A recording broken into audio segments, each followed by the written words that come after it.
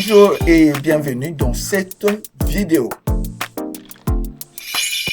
Préparez-vous à plonger dans le monde fascinant des équations qui associent transformation et identité trigonométrique.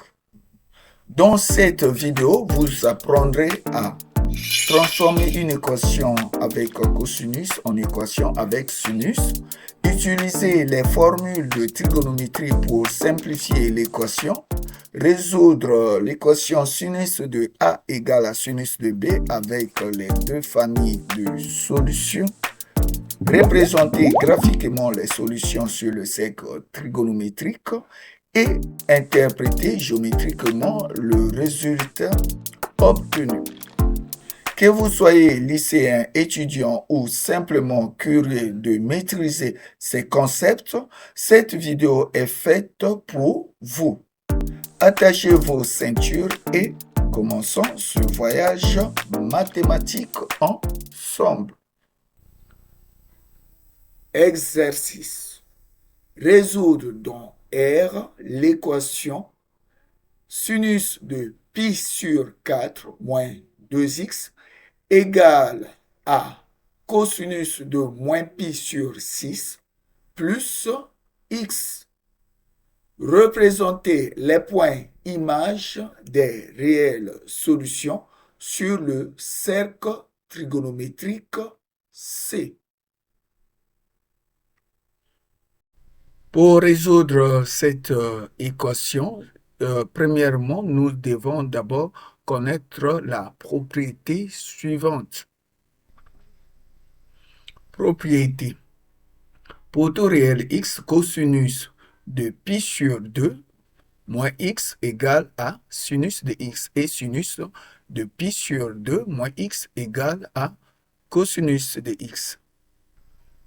Ici, c'est simple. Si vous avez la valeur x, son cosinus est ici et son sinus est là. Et lorsque vous décrivez un angle de pi demi et vous enlevez x, vous aurez pi sur 2 moins x. Et les deux points sont symétriques par rapport à la première bisectrice. Quand deux points sont symétriques par rapport à la première bisectrice, l'abscisse de l'un est égale à l'ordonnée de l'autre, de même que l'ordonnée de l'un est égale à l'abscisse de l'autre. Or, comme ces points sont situés sur le cercle trigonométrique, l'abscisse du premier point est cosinus sera donc égale à l'ordonnée du deuxième point qui est sinus de pi sur 2 moins x, d'où sinus de pi sur 2 moins x égale à cosinus de x et cosinus de pi sur 2 moins x égale à sinus de x. Ainsi, on trouve la propriété suivante. Résolvons dans R l'équation sinus de pi sur 4 moins 2x égale à cosinus de moins pi sur 6 plus x. Alors, pour résoudre cette équation, soit nous allons transformer le cosinus en sinus ou soit transformer le sinus en cosinus pour qu'il y ait égalité entre deux sinus ou entre deux cosinus. On utilise les propriétés trigonométriques. On sait que cosinus de moins pi sur 6 plus x est égal à cosinus de x moins pi sur 6. D'après la propriété précédente, cosinus de x moins pi sur 6 est égal à sinus de pi sur 2 moins facteur de x moins pi sur 6. Donc, nous venons de transformer ce cosinus en sinus. Alors, soit cosinus de moins pi sur 6 plus x égale à sinus de 2 pi sur 3 moins x. Puisque cosinus de moins pi sur 6 plus x est égal à sinus de 2 pi sur 3 moins x, alors cette équation devient sinus de pi sur 4 moins 2x égale à sinus de 2 pi sur 3 moins x. Nous avons maintenant une équation trigonométrique, égalité entre deux sinus, c'est-à-dire l'équation de la forme sinus de grand A égale à sinus de grand B. On sait que sinus de A égale à sinus de B si et seulement si A est égal à B plus 2kπ ou A est égal à pi moins B plus 2kπ avec K un entier relatif. Cela veut dire que sinus de A égale à sinus de B si les valeurs A et B ont le même point image sur le cercle trigonométrique où ces deux points images sont symétriques par rapport à l'axe des ordonnées. Lorsque ces points sont confondus, donc on dira A est égal à B plus 2kπ. Et lorsque les points sont symétriques par rapport à l'axe des ordonnées, cela veut dire que A est égal à pi moins B plus 2kπ avec K appartient à Z. Posons pi sur 4 moins 2x égale à 1 et 2pi sur 3 moins x égale à B. Dans ce cas, notre équation A est composée de deux familles de solutions. Alors, on commence la première, A égale à B plus 2kπ. Puisque A est égal à pi sur 4 moins 2x et B égale à 2pi sur 3 moins x, A égale à B plus 2kπ est équivaut à pi sur 4 moins 2x égale à 2pi sur 3 moins x plus 2kπ. Alors, nous avons une équation ici, l'inconnu est x. Alors, nous allons déterminer la valeur de x en fonction de k. Soit moins 5pi sur 12 moins x égale à 2kπ. On tire la valeur de x. On a x égale à moins 5pi sur 12 plus kπ avec k appartient à z. Donc, deuxième cas, K2, A est égal à pi moins B plus 2kπ. A est égal à pi moins B plus 2kπ équivaut à pi sur 4 moins 2x égale à pi moins facteur de 2pi sur 3 moins x plus 2kπ. Alors, nous développons cette expression. Après simplification, on développe cette expression.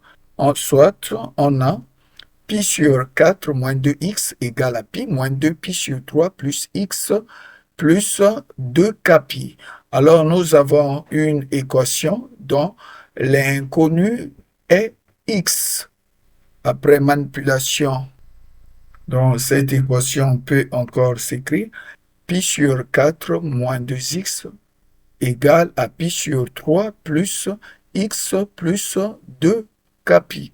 En tirant la valeur de l'inconnu x, on a la valeur de x est égale à moins 2kπ sur 3 moins pi sur 6.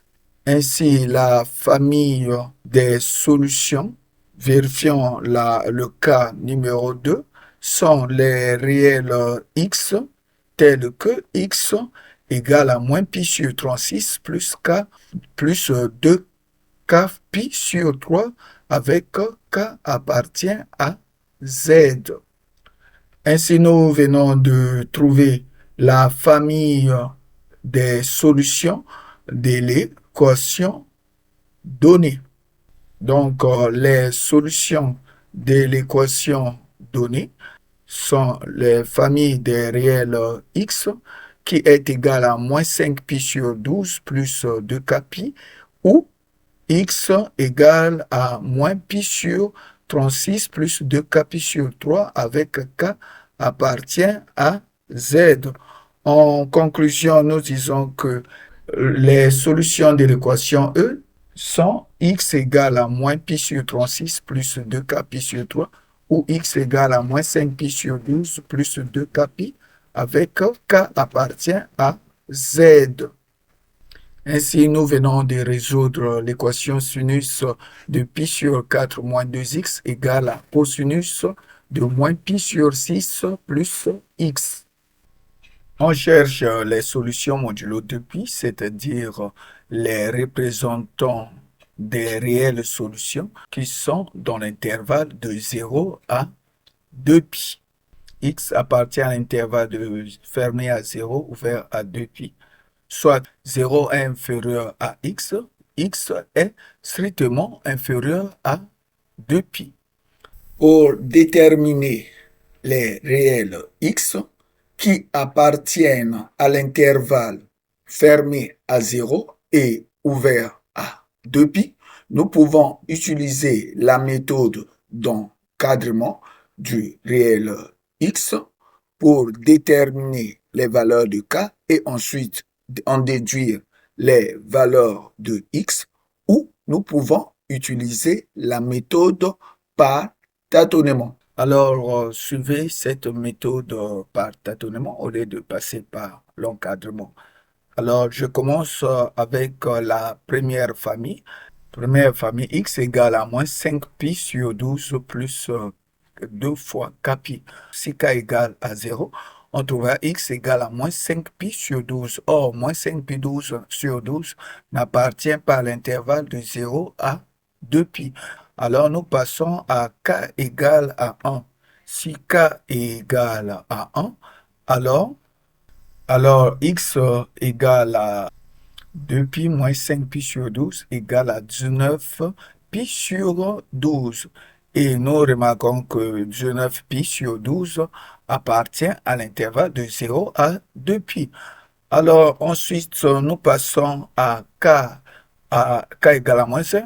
Or, le cas où k égale à moins 1, cela n'est pas compatible parce qu'en remplaçant k par moins 1, on trouvera la valeur de x est négative, tandis que nous cherchons les valeurs de 0 à 2pi. Donc, on ne peut pas prendre k égale à moins 1. Alors, donc, on passe à k égale à 2. Si k égale à 2, alors x égale à moins 5pi sur 12 plus 4pi, soit x égale à 43 pi sur 12. Or, 43 pi sur 12 n'appartient pas à l'intervalle de 0 à 2pi. Comme à k égale à 2, cela n'a pas marché, on ne peut plus vérifier à k égale à 3. Donc, pour la première famille des solutions x de l'équation, la seule valeur qui appartient à l'intervalle fermé à 0 et ouvert à 2pi est la valeur 19 pi sur 12. Ensuite, on passe à la deuxième famille, x égale à moins pi sur 36 plus 2k pi sur 3. Alors, on fait le même jeu, on affecte à k la valeur de 0. Si nous affectons à k la valeur de 0, c'est-à-dire on remplace k par 0, et x serait égal à moins pi sur 36. Or, moins pi sur 36 n'appartient pas à l'intervalle fermé à 0 et ouvert à 2pi. Donc, à k égale à 0, ça ne marche pas. Alors, nous passons à k égale à 1. Alors, x égale à moins pi sur 36 plus 2pi sur 3, soit x égale à 23 pi sur 36. Et cette valeur appartient à l'intervalle fermé à 0 et ouvert à 2pi. Alors, on passe, normalement, on devait aller à k égale à moins 1. Si nous prenons k égale à moins 1, on trouvera x une valeur négative. Alors, donc, nous allons s'intéresser qu'aux valeurs positives de k. Si k égale à 2, alors x est égal à moins pi sur 36 plus 4 pi sur 3, soit 47 pi sur 36. Et cette valeur appartient à l'intervalle de 0 fermé et ouvert à 2π. Alors, nous continuons. Si k égale à 3, x égale à moins pi sur 36 plus 2 fois 3 fois pi sur 3. Soit pour k égale à 3, x égale à moins pi sur 36 plus 2π égale à 71 pi sur 36. Or, nous remarquons que la valeur 71 pi sur 36 appartient bel et bien à l'intervalle de fermé à 0 et ouvert à 2π. Si en radian, vous avez des difficultés à connaître que la valeur, par exemple, cette valeur appartient à l'intervalle de 0 à 2π, vous pouvez convertir cette valeur en degrés en remplaçant simplement pi par 180. Ensuite, vous trouvez la valeur de x en degrés et vous comparez si cette valeur appartient à l'intervalle fermé de 0 degrés et ouvert à 360 degrés. Ensuite, comme à k égale à 3, cela a marché, alors on va à k égale à 4. Pour k égale à 4, x égale à moins pi sur 36, 2 fois 4 qui nous donne 8. 2 fois 4, 8. Donc, 8π sur 3 est égal à 95 pi sur 36. Cette valeur en radian n'appartient pas à l'intervalle de fermé à 0 et ouvert à 2π. Puisque pour k égale à 1, on n'a pas trouvé une valeur qui appartient à l'intervalle de 0 à 2π. Ainsi, on arrête, on ne peut plus vérifier à k égale à 5. En conclusion, il y a 4 points sur le cercle trigonométrique représentant les solutions.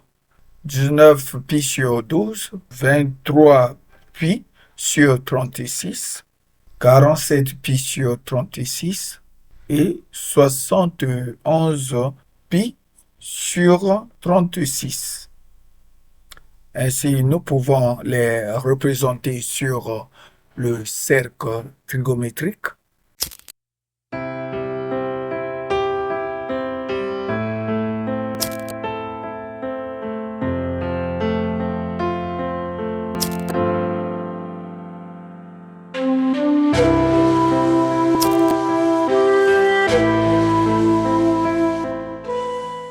Ainsi, la représentation des 4 points.